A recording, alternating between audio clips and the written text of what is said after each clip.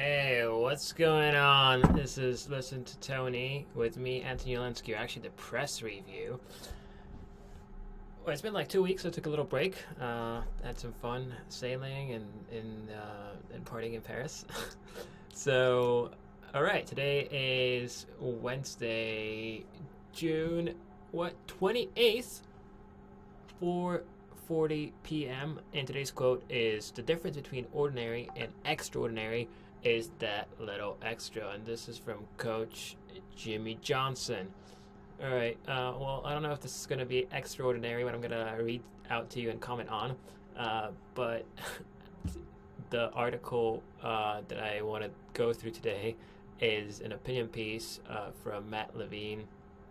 Matt, who writes daily uh, opinion, just like opinion piece, I guess, on Bloomberg. It's called Money Stuff, and today's piece is entitled "Silicon Valley is on Drugs."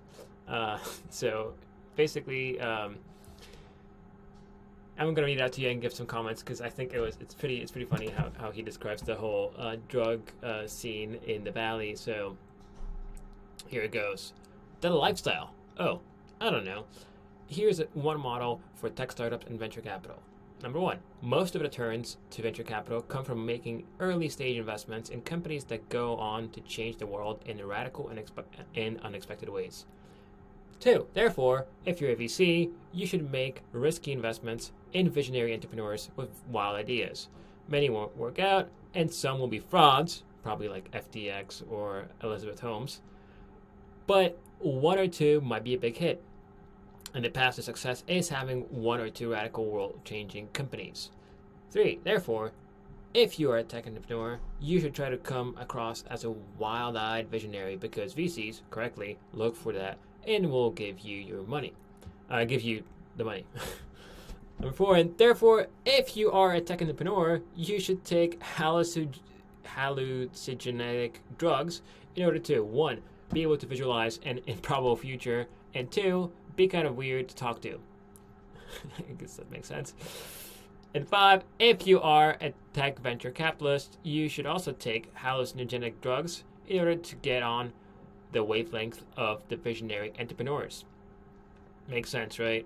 VCs are looking for just extraordinary returns and just like shit that's gonna happen in the future. I'm probably gonna make them a lot of money.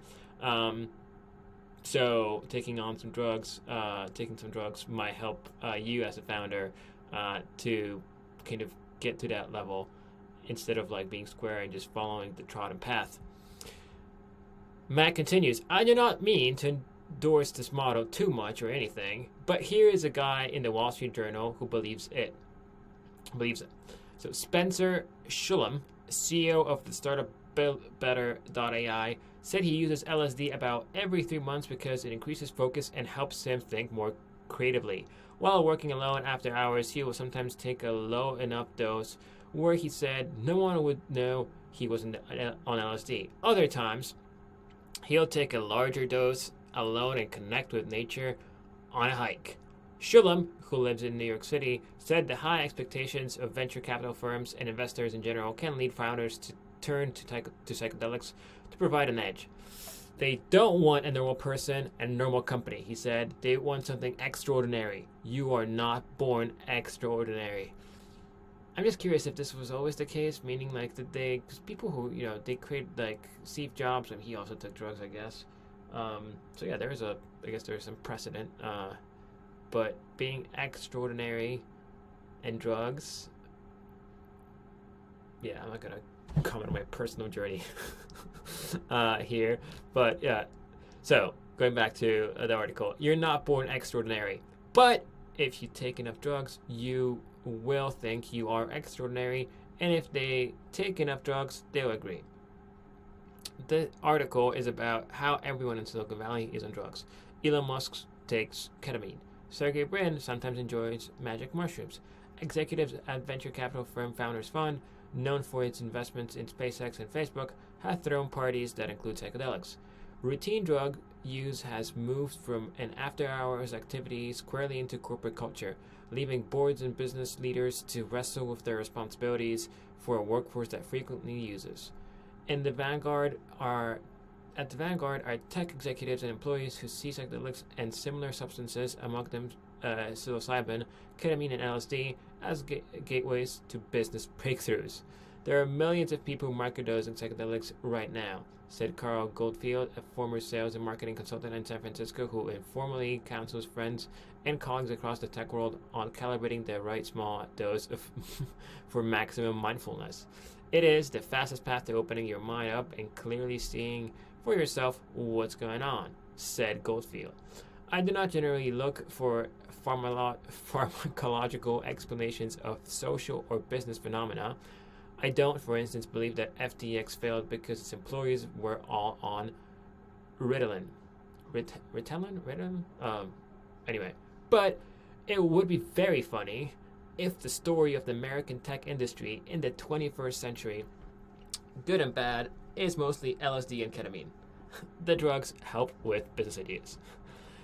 And here's a quote from the Wall Street Journal article. Some entrepreneurs microdose to derive benefits, often in hope of alleviating anxiety or sharpening focus. Others in tech said they take full doses of a drug, using the term macrodose, as they try to reach a high that will lead to a new disruptive idea.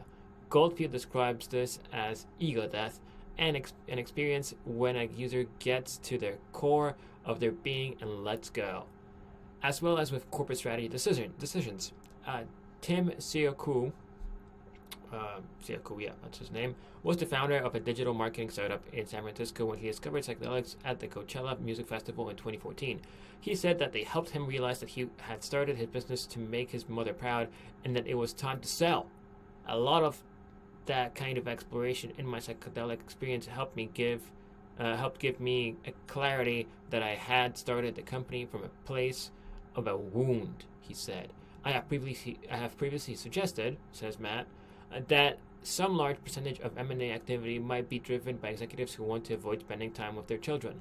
I have less of an intuition for how much M&A activity is driven by executives achieving a breakthrough via therapy or psychedelics in understanding their relationship with their parents, but it's surely some. This is the plot of Succession, right? M&A bankers should be leading ayahuasca retreats. When the drugs kick in, they can be like, your mom is proud of you now. Time to sell. Here is a pitch book with some indicative valuations.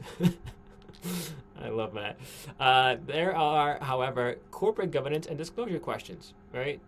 So here's a quote from the article that he quotes. Silicon Valley has long had a tolerance toward drug use. Many companies don't test employees regularly.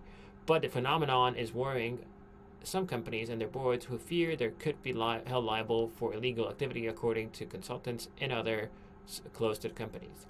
So your general model might be that early stage startup investing is about identifying visionary ideas, people, and mature public company governance is about making sure that companies are run by responsible adults, and it is not always the case that the visionary ideas people are or grow up to be the responsible adults. There is a transition between early stage and mature companies that might require a change of personnel or at least a change of behavior. The hallucinogens might be required for the ideas people and forbidden for the responsible adults. If you are a certain sort of tech founder, you might start taking hallucinogens because your board of directors loves them, and then later have to stop taking hallucinogens because your board of directors hates them. Also, of course, everything is securities fraud. Tesla's Inc.'s 10K says things like, "We are highly dependent on the services of Elon Musk, Techno King of Tesla and our Chief Executive Officer," and discloses that he does not devote his full time and attention to Tesla. But it does not mention ketamine. Probably someone is going to sue about that eventually. Oof, what a great piece, right? And it's just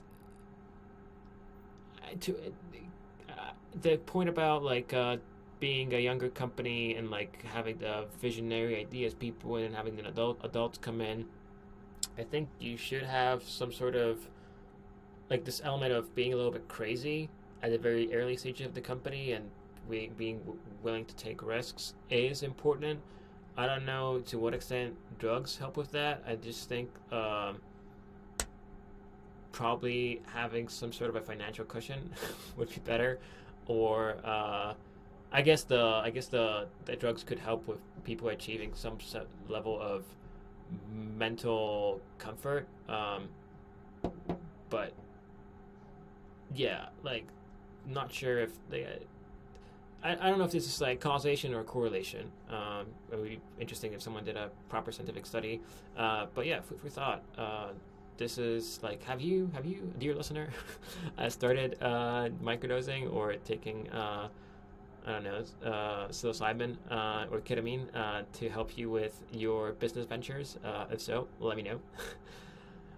Anyway, this was Silicon Valley on drugs is on drugs from Matt Levine, and yeah, let's do the second thing. Where we just scrolling through my Twitter thread. A lot of Google just enter Excel, whatever. Google Sheets is gonna kill Excel, all that stuff.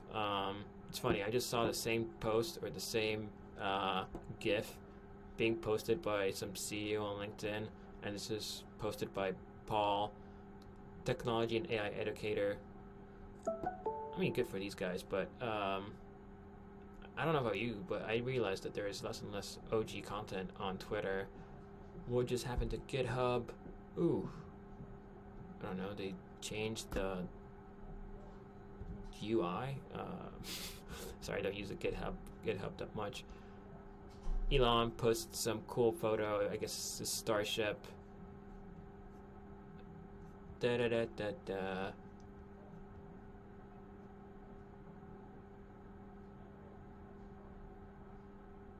What? Sorry, I don't know why I see this weird shit. Okay.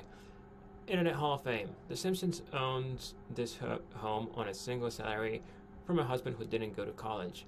This was considered normal in 1989 when the show began.